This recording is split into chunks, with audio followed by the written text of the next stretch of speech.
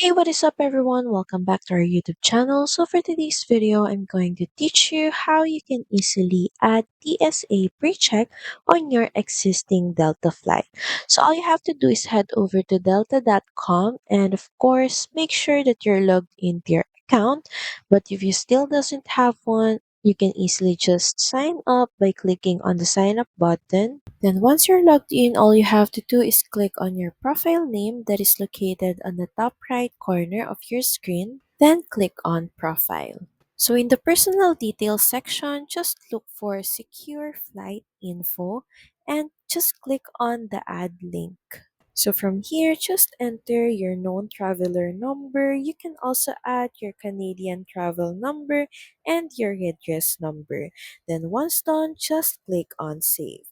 So that's pretty much it. Thank you very much for watching this video. I hope that you find this video helpful. And if you do, please don't forget to like, share, subscribe to the channel. Now we'll see you again on the next one. Bye!